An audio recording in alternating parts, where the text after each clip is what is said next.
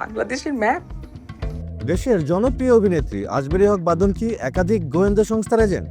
নাটকের অভিনেত্রী হিসেবে যাত্রা শুরু করা বাঁধন এখন আন্তর্জাতিক ফিল্ম ফেস্টিভ্যালগুলোতে বাংলাদেশের প্রতিনিধি হিসেবে থাকা এক উজ্জ্বল মুখ। তবে সাম্প্রতিক সময়ে তিনি মুখ খুলেছেন নিজের বিরুদ্ধে ছড়িয়ে পড়া নানা ধরনের গুজব নিয়ে। এ বিষয়ে সামাজিক যোগাযোগ মাধ্যম ফেসবুক পোস্টে ক্ষোভ প্রকাশ করেছেন বাঁধন। নিজের সামাজিক যোগাযোগ মাধ্যম ফেসবুক পোস্টে এক প্রশ্নে তিনি জানতে চেয়েছেন আসলে তিনি কি, যেখানে কখনো তাকে ভারতের গোয়েন্দা সংস্থা রয়ের, কখনো মার্কিন সিআইএ, আবার কখনো ইসরায়েলের মোসাদ এজেন্ট হিসেবে উপস্থাপন করা হয়েছে।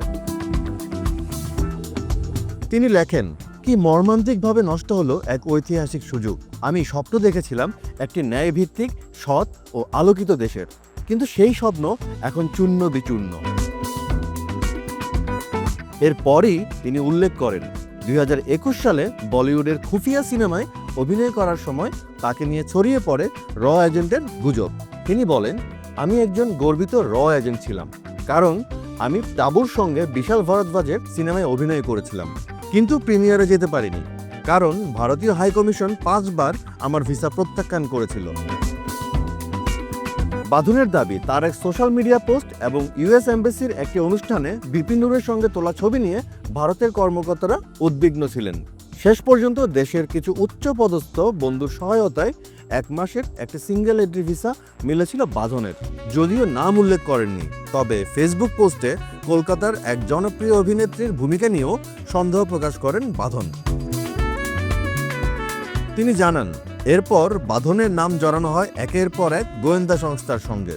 তার ভাষ্য, জুলাই বিপ্লবের সময় বলা হলো আমি সিআইএ এজেন্ট, মার্কিন দাতা সংস্থা ইউএসএআইডির কাছ থেকে টাকা নিয়েছি, এই অপবাদও দেওয়া হলো। পরে বলা হলো জামাত এজেন্ট, কারণ আমি তাদের এক নেতার একটি ভিডিও শেয়ার করেছিলাম। কেউ কেউ তো বলল আমি মোসাদের হয়েও কাজ করছি, আর গতরাতে আবার র এজেন্ট হয়ে গেলাম। সবশেষে অভিনেত্রী আক্ষেপ করে লেখেন, কি এক সমাজে বাস করি আমরা, যারা নিঃস্বার্থভাবে দেশকে ভালোবাসে না, তারা ভাবে যে অন্য কেউ ভালোবাসে না। ফেসবুক পোস্টের শেষ ভাগে তিনি লিখেন, it's a fun post, relax, smile and maybe think a little.